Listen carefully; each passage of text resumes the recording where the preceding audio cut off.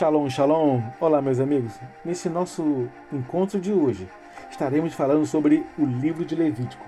O livro de Moisés, intitulado Levítico, recebe seu nome em português, derivado da Septuaginta, a mais antiga tradução grega do Antigo Testamento, e significa relativo aos levitas. Entretanto, seu título em hebraico original, Vaikra, ele convocou, é a primeira palavra do texto hebraico da obra e comunica o sentido de ele, Yahvé, chamou. Embora o livro de Levítico não trate exclusivamente dos deveres especiais dos levitas, recebe esse nome porque diz respeito, sobretudo, ao culto de adoração no tabernáculo, dirigido pelos sacerdotes, filhos de Arão, com a cooperação de muitos membros da tribo de Levi. Estão registradas no livro do Êxodo as orientações básicas quanto à construção do tabernáculo e agora a palavra do Senhor, expressa no livro de Levítico, registra as leis e as ordenanças para o estabelecimento do culto à pessoa de Deus, que se realizará nas dependências desse espaço santo denominado tabernáculo, tenda, casa ou templo, incluindo-se as instruções sobre a purificação cerimonial, as leis morais, os dias consagrados santos, o ano do Shabá, o ano do jubileu. Essas leis foram outorgadas em sua maior parte no ano em que o povo de Israel estava acampado no Monte Sinai. Enquanto Yahvé, o Senhor, deu ordens expressas a Moisés sobre como organizar a adoração, o governo e as forças militares de Israel, a continuidade dessa história está registrada no livro de Números, com os preparativos para que o povo marche em direção a Canaã. O tema principal de Levítico é a santidade. Levítico capítulo 11, verso 44. A humanidade deve reconhecer a santidade de Deus, o eterno, soberano Criador e Pai de todos. Os que nele creem, os crentes, os homens só conseguem adorar e cultuar devidamente ao Senhor em estado de santidade. Não é possível louvar a Deus coerentemente em pecado, ou seja, impuro. Em Levítico, a santidade espiritual é simbolizada pela perfeição física. Por isso, as prescrições exigem animais sem qualquer defeito para seus muitos sacrifícios e requer sacerdotes igualmente sem defeitos.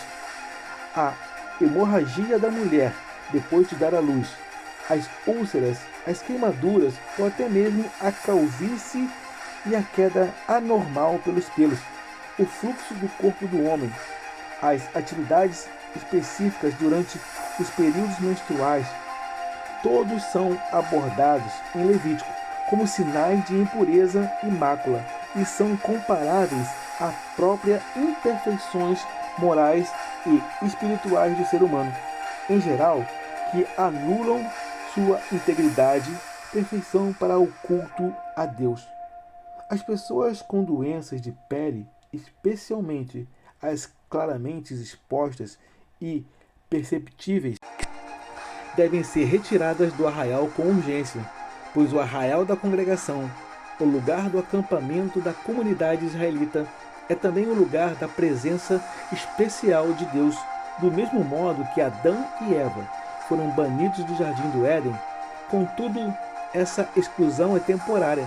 Assim que o doente for examinado pelos sacerdotes, a sua cura for atestada por eles, poderá voltar ao arraial e ao convívio normal com o povo, e portanto também participar dos procedimentos de culto a Deus.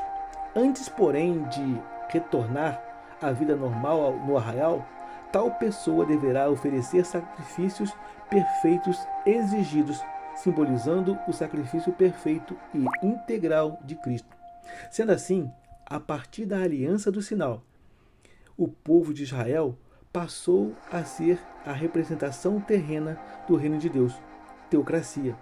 E como rei Yahvé, o Senhor, estabeleceu a sua administração sobre toda a vida de Israel, sua rotina espiritual comunitária e individual passou a ser regulada e submetida à Torá, a lei, e às demais leis derivadas da palavra de Deus. O povo de Israel se transformou em nação santa de Deus, instituída em santidade, onde toda a atenção era voltada para os aspectos cerimoniais do culto a Deus por meio do seu povo. Assim, os sacrifícios deveriam ser oferecidos num santuário especial e aprovado por Yahvé, lugar e pessoas que simbolizavam tanto a santidade quanto a compaixão de Deus. O povo seria governado pelos sacerdotes, que por intermédio dos seus cuidados pastorais e jurídicos, assim como mediante a instrução da Torá, que preservariam o povo na pureza de uma vida diante da presença de Yahvé, o Senhor Deus. Por isso, cada sacrifício deveria fazer sentido para os israelitas, como amplo e profundo significado espiritual, como no ritual do dia da expiação, ou quanto ao sentido e valor do sangue das ofertas, ou ainda a importância da substituição do sacrifício, o bode expiatório.